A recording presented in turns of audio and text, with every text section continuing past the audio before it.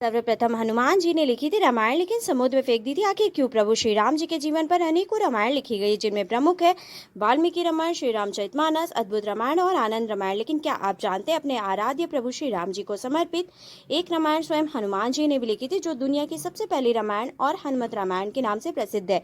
लेकिन स्वयं हनुमान जी ने ही अपने द्वारा लिखी गई उस रामायण को समुद्र में फेंक दिया था। आखिर क्यों? हेलो एवरीवन, मैं आंख देरवाल आज आपके सामने एक नया वीडियो लेके उपस्थित। अपने आज के वीडियो में हम बात करेंगे सर्वप्रथम लिखी गई रामायण के बारे में, और साथ ही बात करेंगे कि हनुमान जी ने आखिर क्यों फेंक दिया था अपने द्वारा लिखी गई रामायण को समुद्र में। तो चलिए बिना देर किए वीडियो को शुरू करते हैं और जानते हैं इस बारे में डिटेल में। तुलसी रामायण अर्थात रामचरितमानस की रचना 16वीं शताब्दी के अंत में गोस्वामी तुलसीदास जी के द्वारा अपनी ही बोली में की गई थी, जबकि वाल्मीकि रामायण को लेकर विद्वानों और शोधकर्ताओं का मानना है कि महर्षि वाल्मीकि ने इस महाकाव्य को 600 ईसा पूर्व से भी पहले लिखा था। संस्कृत भाषा में लिखी गई रामायण के रचयिता वाल्मीकि को आदि कवि भी कहा जाता है। उन्होंने अपने इस ग्रंथ में जिस प्रकार से राम कथा का वर्णन किया है, वही बाद के कवियों के लिए प्रेरणा का स्रोत बनी। प्रत्येक काल में विभिन्न भाषाओं में रामायण की रचना तो होती ही रही है, और प्रत्येक रामायण की कथा का केंद्र वाल्मीकि रामायण ही रही है। हालांकि देखा जाए तो राम कथा सबसे पहले स्वयं प्रभु श्री राम ने अपने ही पुत्रों लव और कुश के मुख से सुनी थी, जिसका वर्णन उत्तर रामायण में विस्तृत रूप से किया गया है। तब अपनी ही कथा और बखान को सुनकर श्री राम ने अपने बालकों से स्वयं पूछा कि हे बालकों, ये कथा आखिर किसकी? और लव कुश के इस उत्तर पर कि ये कथा आपकी ही है, उन्होंने कहा था कि ये कथा मेरी हो ही नहीं सकती, मैं तुम्हारे कथा के जैसा महान नहीं हूँ। राम कथा सबसे पहले कब लिखी और सुनाई गई, ये तो बड़ा ही रोचक विषय है।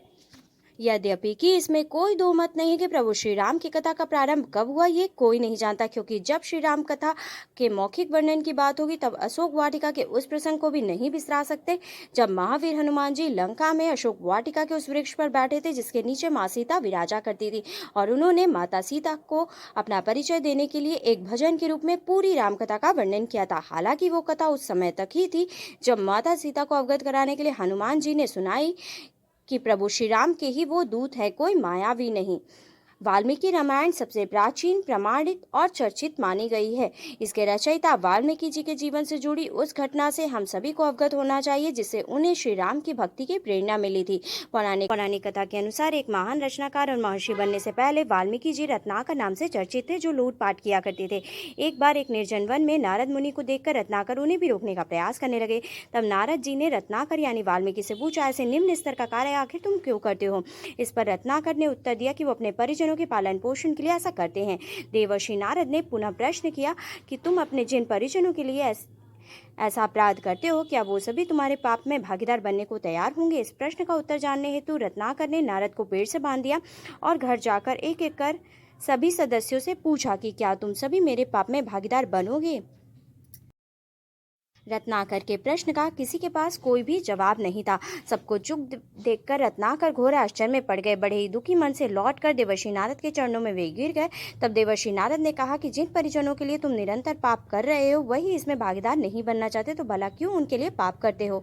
इस पर नारद जी ने रत्नाकर को जीवन के सत्य से परिचित करवाया और उन्हें राम नाम का जाप करने को कहा, जिसके लिए रत्नाकर तैयार हो गए। परंतु समस्या ये थी कि वे राम नाम का उच्चारण ही नहीं कर पा रहे थे। तब नारद जी ने उन्हें मरा मरा कहने के लिए कहा और मरा मरा रटते रटते वही राम राम बन गया। रत्नाकर निरंतर राम नाम का जाप करने लगे और जाप करने में इतने तल्लीन हो गए कि दिन सप्ताह माह का उन्हें ख्याल ही नहीं रहा, और धीरे धीरे उनके शरीर को दिमकों ने घर बना लिया।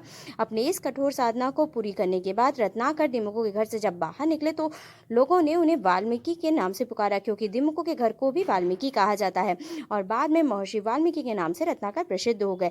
ये तो हुई मौखिक रामकथा या रामायण की बात। अब बात करें अगर लिखित रामकथा की, तो लिखित रामायण के रूप में वाल्मीकि रामायण से तो हम सभी परिचित हैं, परंतु इस बात से बहुत लोग अनभिज्ञ होंगे कि प्रभु श्री राम के सबसे महान भक्त हनुमान जी ने भी सबसे पहली राम कथा लिखी थी। परंतु क्या हुआ उस कथा का और क्यों ना आ सकी वो अस्तित्व में, इसके पीछे भी एक कथा छुपी हुई है जो बहुत ही रोचक है, जो ये दर्शाती है कि हनुमान जी अपने प्रभु के भक्तों की भावनाओं की भी कितनी मान रखते हैं। विभिन्न शास्त्रों में वर्णित किया गया कि रावण से युद्ध समाप्त हो जाने के पश्चात श्री राम अयोध्या आकर अपना राजपाट संभालने लगे। तब हनुमान जी ने हिमालय पर शिव जी की आराधना की और पर्वत की शिला पर अपने नाखूनों से प्रभु श्री राम की संपूर्ण रामकथा लिख डाली, जिसे हनुमत रामायण कहा गया। कहा जाता है कि जब महर्षि वाल्मीकि ने रामायण लिखी तो उन्होंने अपने इस कथा को सर्वप्रथम शंकर जी को भेंट स्वरूप देने का विचार किया और कैलाश पर्वत पर पहुंच गए। परंतु वहां पहुंचकर उन्होंने देखा कि वहां पर तो हनुमान जी ने पहले ही रामायण लिख डाली डाली थी।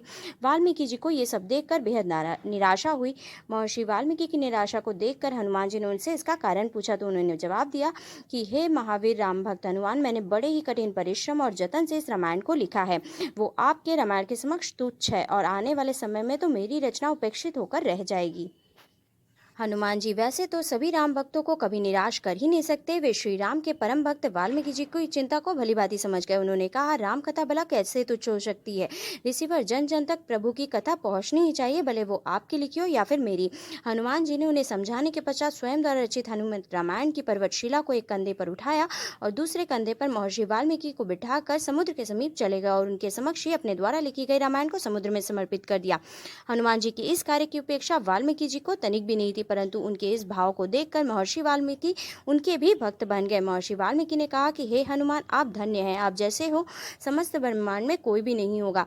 आपकी महिमा के गुणगान के लिए मुझे एक और जन्म लेना ही पड़ेगा। मैं वचन देता हूँ कि कलयुग में एक और रामायण लिखने के लिए जन्म लूंगा। ऐसी मान्यता है कि कलयुग में रामचरितमानस लिखने वाले गोस्वामी तुलसीदास जी महर्षि वाल्मीकि के ही दूसरे जन्म थे, इसलिए उन्होंने रामचरितमानस लिखने से पहले हनुमान चालीसा लिखी। फिर हनुमान जी का गुणगान करते हुए उनकी प्रेरणा से अपनी रामचरितमानस को पूर्ण किया। मान्यता ये भी है कि महाकवि कालिदास जी के काल में समुद्र के तट पर एक पट्टालिका मिली थी, जिसे उन्होंने सार्वजनिक स्थान पर रख दिया था ताकि विद्यार्थी उसकी लिपि को समझ सकें। ऐसा कहा जाता है कि कालिदास ने उसकी लिपि को समझ लिया था और उन्हें इस बात का मान हो गया था कि ये पट्टालिका महावीर हनुमान जी द्वारा लिखी गई हनुमत रामायण का ही एक अंश है, जो समुद्र के बहाव से बहते हुए उन तक पहुंच गई। आज के वीडियो में बस इतना ही। For more such interesting video, like and subscribe my channel. Thank you. Bye bye.